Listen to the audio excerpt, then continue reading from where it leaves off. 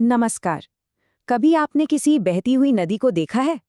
वो सिर्फ पानी का बहाव नहीं है, वो अपने आप में एक कहानी है। एक ऐसी कहानी जो लाखों सालों में लिखी गई है। सोचिए, ये कहानी शुरू होती है पहाड़ों की ऊंचाइयों से, जहां एक छोटी सी धारा जन्म लेती है और खत्म होती है समुद्र की गहराई में जाकर।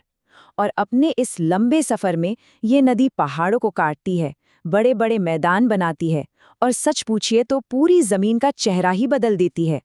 तो आज हम इसी शानदार सफर को समझने वाले हैं, जिसे कहते हैं अपरदन का भौगोलिक चक्र। तो सवाल ये है कि नदी की इस कहानी को समझने की चाबी हमें किसने दी? वो थे W.M. डेविस, एक भूगोलवेत्ता, जिन्होंने 1899 में एक बहुत ही दिलचस्प आइडिया दुनिया के सामने रखा। उन्होंने, आप कह सकते हैं, हमें एक ऐसा नजरिया दिया जिससे हम समझ सकते हैं कि एक नदी भी बिल्कुल इंसानों की तरह समय के साथ कैसे जवान होती है, कैसे विकसित होती है और कैसे बूढ़ी हो जाती है।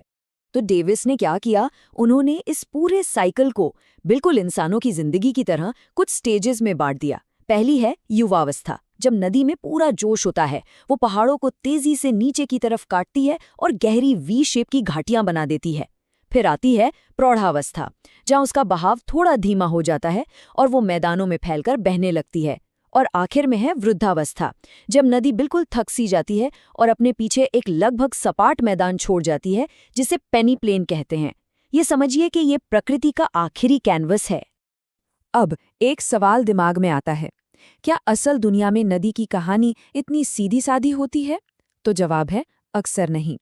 धरती के अंदर जो टेक्टोनिक प्लेट्स हैं, उनकी हलचल और बदलता हुआ मौसम, ये सब इस साइकिल को बीच में ही रोक देते हैं या बदल देते हैं। लेकिन इन कमियों के बावजूद डेविस का ये मॉडल आज भी बहुत ज़रूरी है, क्योंकि ये हमें वो बुनियाद, वो बेसिक समझ देता है जिस पर हम ज़मीन के बनने की और भी मुश्किल कहानियों को समझ सकते हैं। तो ठीक है, नदी अपनी इस लंबी यात्रा में पीछे क्या-क्या छोड़ जाती है? वो छोड़ जाती है अपनी कलाकृतियाँ, जमीन पर उकेरी हुई अपनी निशानियां। तो चलिए अब जरा गौर से देखते हैं इन शानदार आकृतियों को, जो नदी के कटाव और जमाव दोनों की कहानी सुनाती हैं। तो सबसे पहले आते हैं रिवर टेरेस या नदी वेदिका। इसको ऐसे समझिए जैसे नदी की घाटी में सीढ़ियां बनी हो। हर सीढ़ी असल में नदी का पुराना किनारा है। हुआ ये कि जैसे जैसे नदी जमीन को और गहरा काटती गई, वो अपने पुराने किनारों को सीढ़ियों की तरह ऊपर और सूखा छोड़ती गई। और यही वजह है कि दुनिया की कई पुरानी बस्तियां और खेत इन्हीं सुरक्षित ऊंची वेदिकाओं पर बसे हुए हैं। अच्छा, जब नदी अपनी युवावस्था में होती है ना, तो उसमें जोर तो बहुत होता है, लेकिन वो थोड़ी जिद्दी भी होती है। रास्ते में जब कोई कठोर चट्टान की पहाड़ी आती है, तो वो उसे सीधा नहीं काट पाती। तो वो क्या करती है? वो उसके चारों ओर से घूमकर बल खाती हुई अपना रास्ता बना लेती है। इसी से वो एक जिग-जैग सा पैटर्न बनता है, जिसे हम इंटरलॉकिंग स्पर्स कहते हैं। ये स्लाइड बहुत दिलचस्प है, क्योंकि ये दिखाती है कि नदी के दो चेहरे हैं।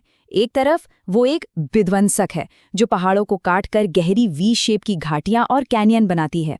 ये उसका कटाव वाला रूप है।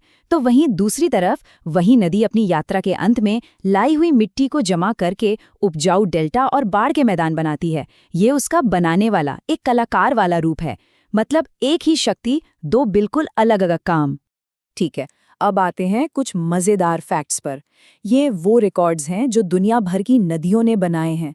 ये न सिर्फ सुनने में दिलचस्प हैं, बल्कि किसी भी परीक्षा के लिए बहुत ज़रूरी भी हैं। ये है वेनेजुएला का एंजल फॉल्स, दुनिया का सबसे ऊंचा झरना। इसकी ऊंचाई जानते हैं कितनी है? 979 मीटर। जरा सोचिए, आपको अंदाजा देने के लिए बताऊं, ये दुनिया की सबसे ऊंची इमारत बुर्ज खलीफा उससे भी ज्यादा ऊंचा है।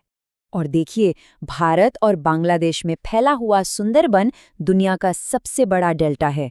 वहीं दूसरी तरफ अमेरिका की मिसिसिपी नदी अपने पंजे जैसे बर्ड फुट डेल्टा के लिए जानी जाती है। और हमारे लिए तो गर्व की बात यह है कि दुनिया का सबसे बड़ा नदी द्वीप माजुली हमारी अपनी ब्रह्मपुत्र नदी के बीच में असम में है। यह एक बहुत जरूरी बात समझनी है, वी शेप और यू शेप की घाटियों में क्या फर्क है। देखिए, नदियां एक पतली धार की तरह होती हैं। वो जमीन को नीचे की तरफ काटती हैं, जिससे बनता है वी शेप। लेकिन ग्लेशियर, जो कि बर्फ की विशाल नदियां होती हैं, वो एक बुलडोजर की तरह पूरे रास्ते को रौंदते हुए चलते हैं, जिससे चौड़ी यू शेप की घाटियां बनती हैं। तो चलिए, अब तक हमने जो भी समझा है उसे कुछ सवालों के जरिए और पक्का करते हैं। देखते हैं क्या क्या याद रहा। तो पहला सवाल ये है, नदी जब कटाव करती है, मतलब जमीन को काटती है, तो उससे कौन कौन सी आकृतियां बनती हैं? तो इसके जवाब में वो सब कुछ है जो हमने देखा।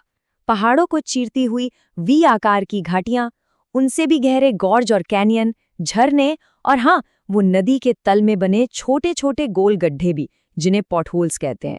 ये सब नदी की तराशने की कला का सबूत हैं।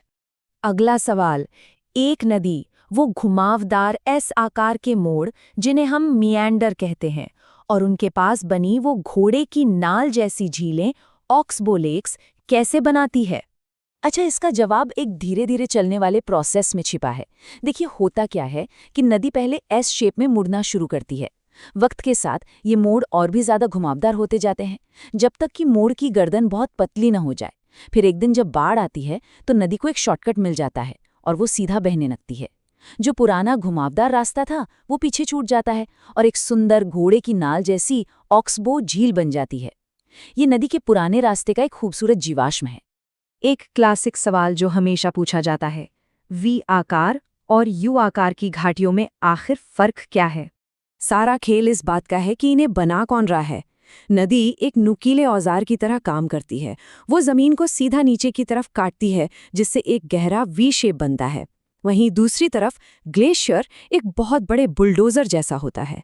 वो पूरी घाटी को एक साथ खुरचता और चौड़ा करता हुआ चलता है, जिससे एक खुला हुआ यू शेप बनता है। ठीक है, तो अब वापस आते हैं उस बड़ी पिक्चर पर। WM डेविस के उस पूरे साइकिल को हम कैसे समझा सकते हैं? तो डेविस का साइकिल शॉर्ट में बस इतना कहता है, कोई भी जमीन, कोई भी लैंडस्केप एक तयशुदा जिंदगी जीता है। ये युवावस्था की ऊंची नीची जमीन से शुरू होता है, प्रौढ़ावस्था के ढलानों से गुजरता है और आखिर में वृद्धावस्था के समतल मैदान यानी पेनी प्लेन में बदल जाता है। लेकिन उनका जो सबसे जरूरी आइडिया था वो ये था कि किसी भी जमीन का रूप 3 चीजों पर निर्भर करता है: उसकी बनावट यानी स्ट्रक्चर, उस पर काम करने वाली ताकतें यानी प्रोसेस, और वो समय जिसमें ये सब होता है। अब एक और सवाल जो अक्सर कंफ्यूज करता है, जलोढ़ पंख यानी एलुवियल फैन और डेल्टा में क्या अंतर है? सारा फर्क इनकी लोकेशन का है। जब नदी पहाड़ों से उतरकर एकदम से मैदान में आती है ना, तो उसकी रफ्तार अचानक कम हो जाती है। तब वो अपने साथ लाए हुए मिट्टी और कंकड़ को एक पंखे के आकार में जमीन पर ही बिछा देती है। इससे कहते हैं जलोढ़ पंख। वहीं दूसरी तरफ जब नदी अपनी यात्रा के बिल्कुल अंत में समुद्र या किसी बड़ी झील से मिलती है, तो वहां जो मिट्टी जमा होती है उसे डेल्टा कहते हैं। तो सिंपल सा नियम है, जलोढ़ पंख जमीन पर बनता है और डेल्टा पानी में। तो चलिए इस सफर को एक आखिरी और गहरे सवाल के साथ खत्म करते हैं। अगर नदी की यात्रा बनाने और बिगाड़ने की एक कहानी है, तो उसका अंत, वो समतल शांत पेनी प्लेन, हमें समय के बारे में क्या सिखाता है? शायद यही कि जिंदगी भर पहाड़ों को काटने और मैदानों को बनाने की इतनी उथल पुथल के बाद अंत में सब कुछ शांत और सरल हो जाता है। प्रकृति की सबसे ताकतवर शक्ति भी आखिर में स्थिरता पा ही लेती है। शायद समय हर चीज को समतल कर देता है। इस पर सोचिएगा।